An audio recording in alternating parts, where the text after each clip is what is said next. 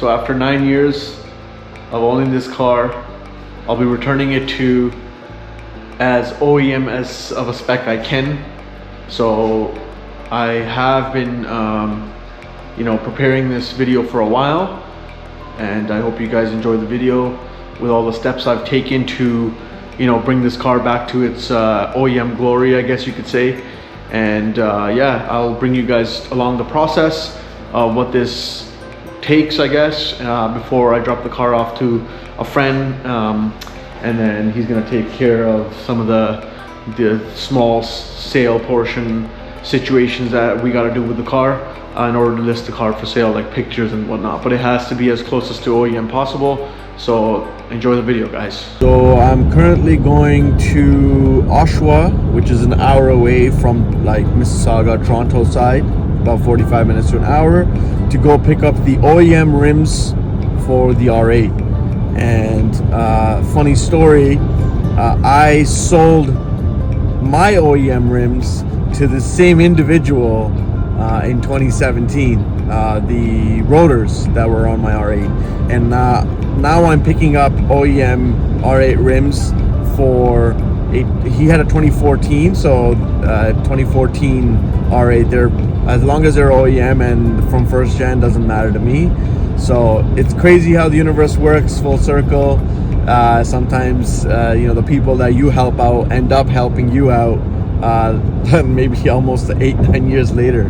So yeah, I'm just headed there right now. I got my coffee ready to go, got my little Tim Hortons, and yeah, once I get there, I'll grab the rims, and then that will be the biggest process into getting this thing back to stock. All right, an hour later, and I'm 4 minutes away. God damn, that was a real long drive. Picked up the rims, all four. They're like a solid 9 out of 10 condition, and that's all I really need for the car, to be honest. And I'll be putting these on, and the tires actually might be good enough for maybe like a couple of weeks, so I can sell the other ones. And once the other ones are sold, I'll go grab new tires. Gotta get gas for the workhorse, you know, the fire truck. That's the name of this 4Motion fire truck.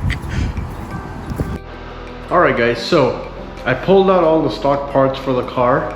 Got the rims all set up over here. Put the tripod this way. So these will be the OEM rims. And I didn't get to show you guys properly, but gray. And I'll put these on at the end. But what we're gonna do is we're gonna remove this wing first. And I'll show you guys how the wing comes off. And this is the parts I took off back in 2016. What I had done with these parts was I had saran wrapped them, so that they would keep you know, in good condition. They would stay in good condition. And with the stock steering wheel, I just put it in the box for the aftermarket steering wheel. So the plan right now is to install the wing. I'll show you guys how that's done. Right back, take the carbon wing off. The grill I won't be touching, as it's more of a bumper removal thing, so I'll have to remove the bumper for that, which is another day. But for now, this and the steering wheel, and try to get this car back in stock. Right, so in order to open the wing out, or get the wing out, basically open the trunk, you gotta put the key in the car. And once you put the key in the car, you can, this latch over here, and there we go. Now the back portion is open, and once I have the back portion open, it's very actually simple to take this wing off. So the base plate is connected to the actual wing, so it's 1, 2, 3, 4 bolts, and then it's 3 bolts right here, 1, 2, and 3, and the wing will just pop right off. So I'm gonna get doing that, and then once that's done, I'll show you guys how it looks underneath and what the next process. So for these bolts right here, it's a T30, and then once they're removed, these are basically just a regular Allen head bolts.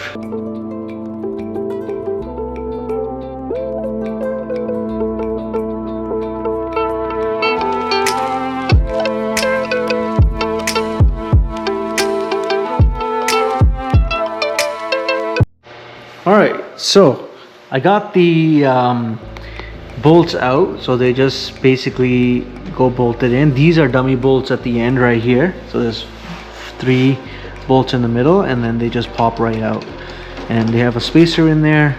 I mean, it's been a while since I took these out, but yeah, it's 3 bolts on this side, 4 bolts on this side. That's it. That's how this wing comes off. Now the tricky part is when I did buy this car, it came with the stock wing that has the arrow button on it. So essentially what I did was, once I installed this wing, and this is the motor section for the wing, so motor and the actual wing.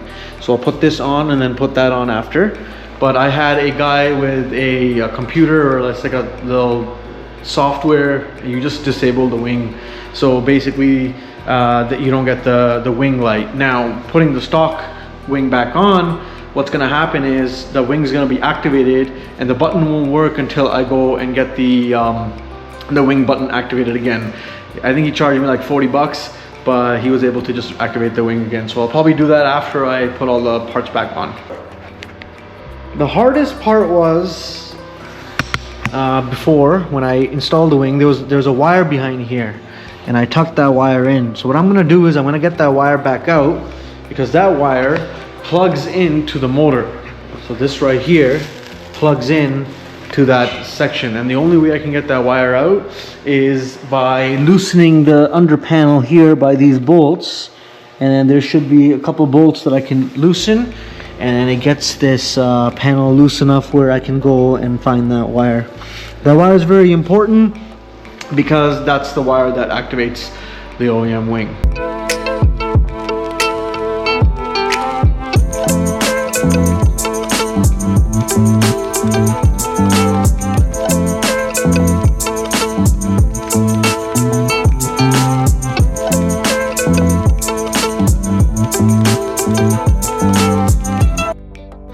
Alright folks, I found the wire and it's right there. See that little black tab? So that's what I'm going to be plugging in.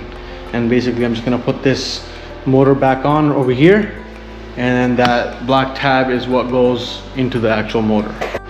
Alright, so I take all these bolts off and they go into these sections here around the plate, and that's what holds the plate down. And I'm going to plug that in after the plate's in. I'm going to take the plug out, wind it through a section of the hole here, and then basically just bring it out from there and then plug it back in.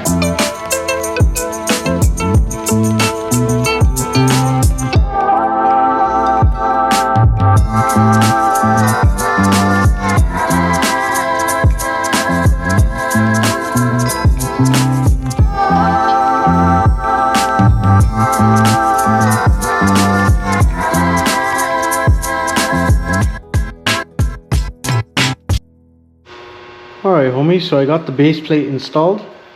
You see how all the bolts line up here, and then basically I'm gonna just put 2 more bolts in, and then put down the actual wing.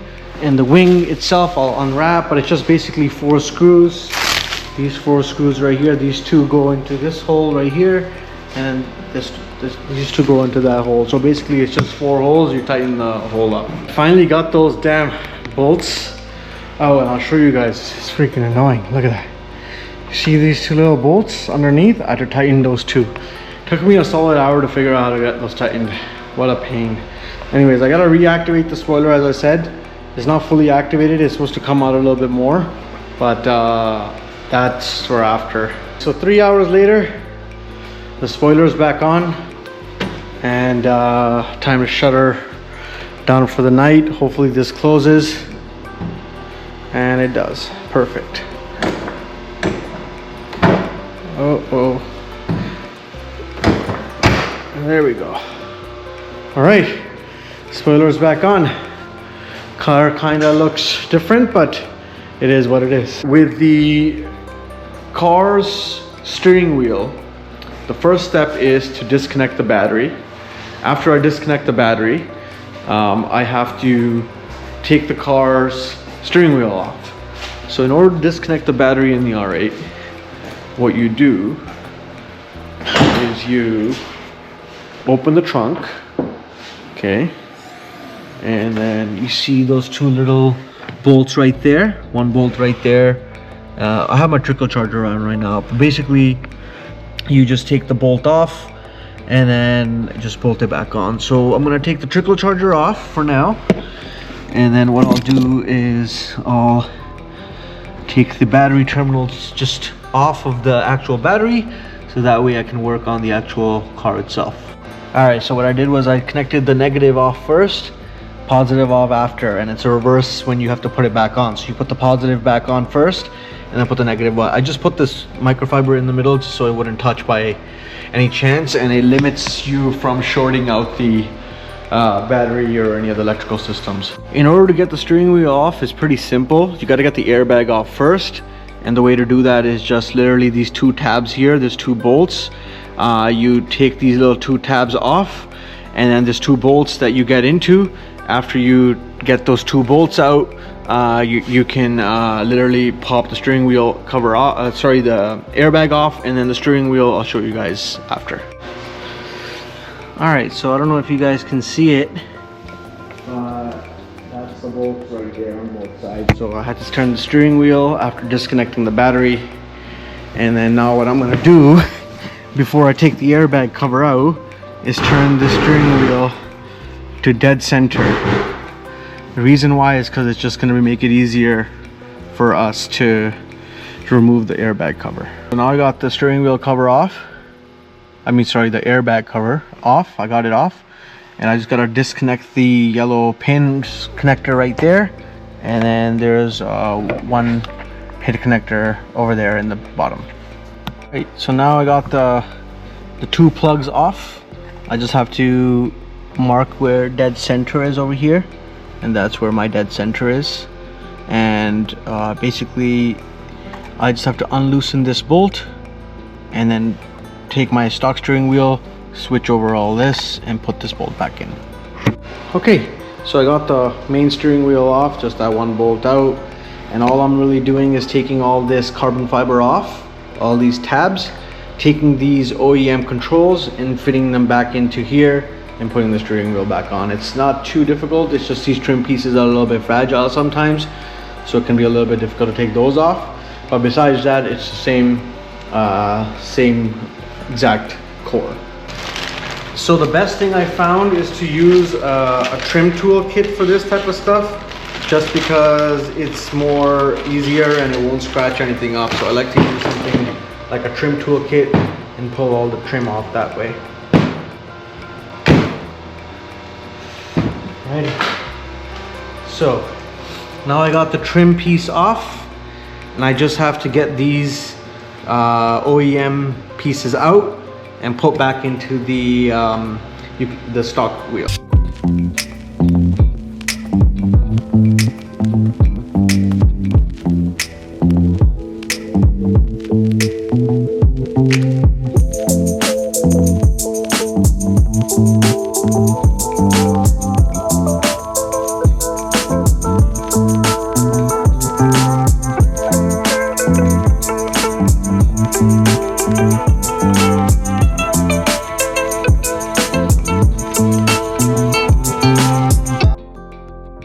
So after a lot of finessing and a lot of stressful moments, I got this in. So I'm gonna put this back onto the steering wheel right here, into the stock steering wheel, and we're good to go. All right, so now I gotta just reverse engineer what I just showed you guys, put the bolt back in, connect the connectors, connect the battery, and we'll have our OEM steering wheel back in there. OEM steering wheel's back on, and I'll replug the battery in, and we're good to go. I'm gonna wipe it down a little bit. It's been sitting for almost, you could say, 9 years. All right, next up, wheels. Today is the day we take the car for getting the rims changed, as I said before, and then we're taking the car to the friend's unit who owns a dealership to put on sale. But before that, Mr. Maple Biker is here to help me take the rims. I think he didn't get the memo that the rims were for the R8, not for himself. He's always picking up some sort of Facebook Marketplace tools. Gotta put the battery cover back on. So that's good. Leave the plate in there for now. I'll take it out after. I think the other person, somebody does buy this thing. And then just close it off. Moved all the stuff I could. All the wires and all this stuff. Go here. There we go. And then I'll take the car out. But we're gonna load up the rims quickly. And then once we load the rims up, we'll get going there, you know. All right, so we're gonna start this up. First cold start, maybe the last one, I don't know. Car's gonna be gone for a while. As I need to be at the dealership, but it's gonna be loud, man. So, whew. Oh god, it's been a while since I started this thing up. Oh. All right, guys. Let's pray to God. All right, God.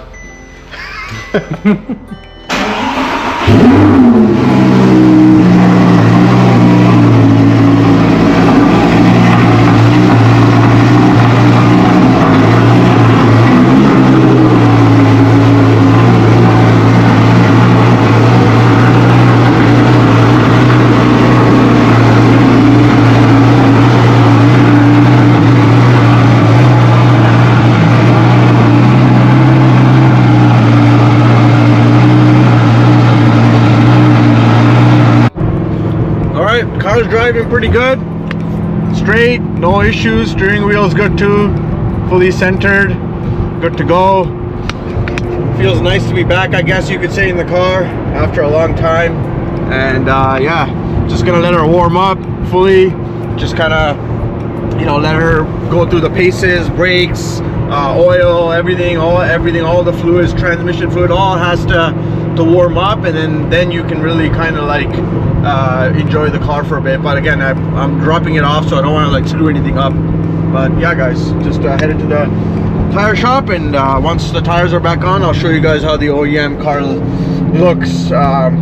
The only thing difference from OEM will be that the car is going to be slightly lower because it is on coilovers. But it's okay because I never really got to enjoy this car with coilovers and a stock setup, so it's going to be really interesting to see. Alright, so we just had to wait outside for like a couple of minutes, and then they're going to get our car onto the lift, and then we'll get our rims on. I'm at this Auto Tan's shop. So these guys have been servicing the car. Let me just move the camera angle. I don't want to show you his ass crack, but real mechanic life right here. He knows the real details of this car and he knows how Audis are to maintain. So I appreciate it for the last 9 years. These guys have helped me maintain this damn thing. And if it sells, this might be the last video here. So don't worry, I'll give him more problems with Mercedes, BMWs. I know Mercedes. He's an expert in the German field, you know? Low-key, he hates the German cars though. That's what he always tells me. I hate that more than this. Really? Oh yeah, you know, he hates my Range Rover too, so. I was about to say, you gotta look into that. No, he's dealt with my Range Rover enough to know, like, bro, like, the Range Rovers are hard to deal with. To stock, it's always the Range Rover guys that want the stock look, you know? It looks nice though, looks nice. It adds a little bit of contrast to the wheel in the car, yeah, definitely. These rims, maybe someone with a Huracan or a Gallardo, 2nd gen R8 or 1st gen can use. So I'll take a picture of these, lie them here for Facebook Marketplace, and then before I package them away, because they're brand new tires. I screwed up. I should have got. Good man. Yeah, because it's so funny how the front rims look so dinky now compared to these ones that were on there. Stock setup life. We're doing the fronts first, then we're gonna have to put wooden planks on the back end, and then after we put the wooden planks, we have to lift the back up because the car's a little too low with the ride height.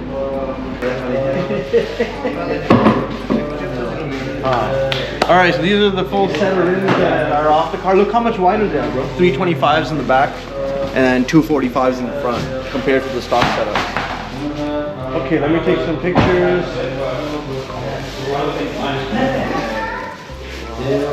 Before I present you guys the car fully stock, this is just you know, a glimpse of what this car was, I guess, 9 years ago.